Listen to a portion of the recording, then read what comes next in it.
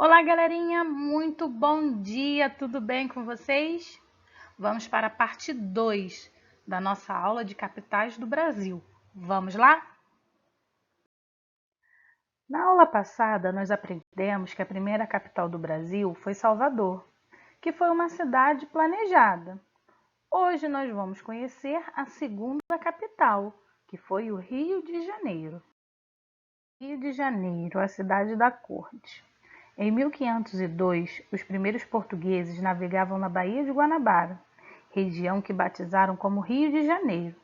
No entanto, foram os franceses os primeiros a se estabelecer na região. Eles negociavam o pau-brasil, aquela árvore da qual se extraiu o corante vermelho, com os indígenas locais da tribo Tupinambá. A partir de 1555, um grupo de quase 500 franceses já estava estabelecidos ali, em uma colônia que eles chamavam de França Antártica. Os portugueses travaram uma guerra para expulsar os franceses e conquistar a região. Foi durante o conflito que, em 1º de março de 1565, foi fundada a cidade de São Sebastião do Rio de Janeiro, pelo capitão português Estácio de Sá. 2 anos depois, os portugueses venceram a guerra com a ajuda dos índios terminós e expulsaram os franceses. O porto da cidade do Rio de Janeiro tornou-se importante para a rota do comércio colonial. Através dele comercializavam-se madeira, cana-de-açúcar e africanos escravizados. Havia pequenas ruas irregulares nas quais ergueram as primeiras igrejas. No final do século XVII, os bandeirantes encontraram as minas de ouro e de diamante na região de Minas Gerais. Com isso, as autoridades portuguesas preocupavam-se em fiscalizar as atividades da mineração para garantir que os impostos fossem devidamente pagos.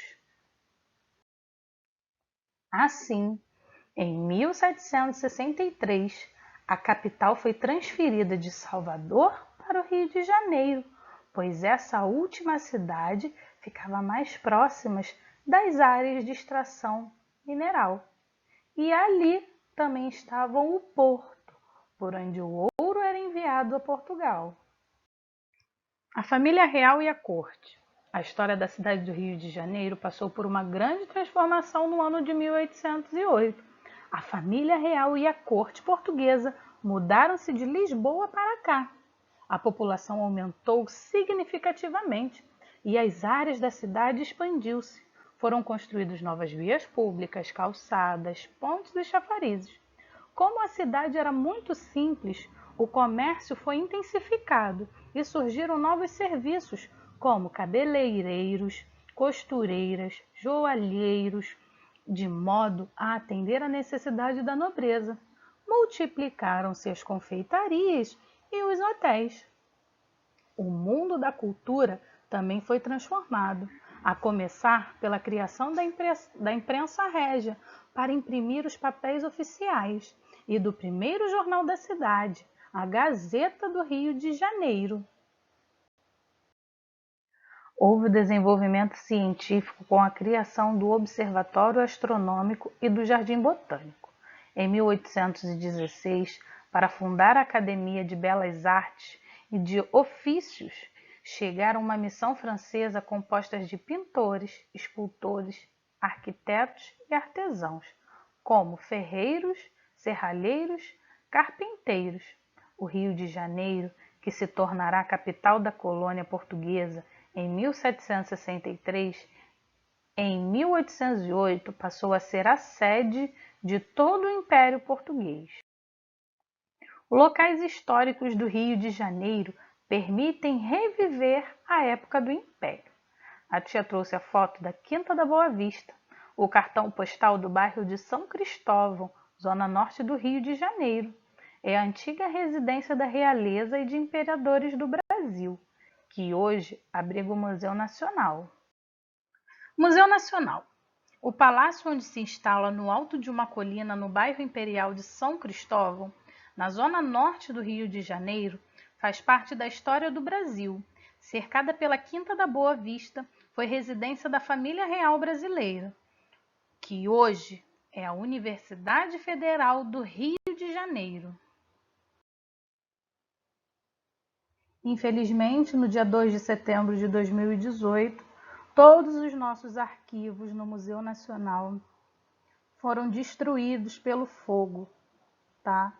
É uma notícia muito triste que chegou, pois toda a nossa história estava ali naquele museu, né? Toda aquela estrutura que o museu tinha, muita cultura, muita arte. Hoje nós podemos conferir um pouquinho do museu no site www.museunacional.frj.br. Lá tem brincadeiras, tem vídeos, tem muito conteúdo legal, bacana para a gente aprender sobre a história do nosso Brasil, né? É muito triste ver o fogo tomando conta disso tudo e saber que parte da nossa história estava ali, não é? O Paço Imperial, chamado na época do imperador de Paço Real, foi a primeira residência da família imperial do Brasil, entre 1808 a 1822. Os cômodos voltados para o mar e para a praça constituíam a parte nobre do prédio, como sala do trono, onde aconteciam as audiências reais. O Paço Imperial transformou-se em um centro cultural e hoje tem exposições, peças teatrais, concertos, seminários e conferências. Ele fica localizado na Praça 15, no centro do Rio de Janeiro. Jardim Botânico. D. João VI criou o Jardim Botânico em 13 de junho de 1808, chamado na época por ele de Jardim de Aclimação, com o objetivo de aclimatar as especiarias vindas das Índias Orientais. Encantado com a natureza do lugar, D. João instalou um jardim, que em outubro do mesmo ano passou a ser Real Horto. Os Arcos da Lapa. Ele é muito importante para a história da cidade do Rio de Janeiro, pois foram construídos no passado e representam importante fonte de pesquisa e de preservação histórica cultural. O arqueduto foi construído antes do Rio de Janeiro se tornar capital. Outros monumentos do período real que podemos conhecer: Biblioteca Nacional, Floresta da Tijuca, Ilha Fiscal, Igreja da Nossa Senhora da Glória do Outeiro, Museu Nacional de Belas Artes, Real Gabinete Português de Leitura, Igreja da Ordem Terceira do Carmo. São algumas dicas que depois da quarentena podemos conhecer. Os patrimônios culturais precisam ser preservados, pois são importantes para nos lembrar de nossa história e cultura. Eles nos fazem pensar de onde viemos e para onde queremos ir. É através desse patrimônio que podemos resgatar a história, a cultura e a identidade de um povo. Galerinha, muitos beijos e até o próximo vídeo. Tchau, tchau!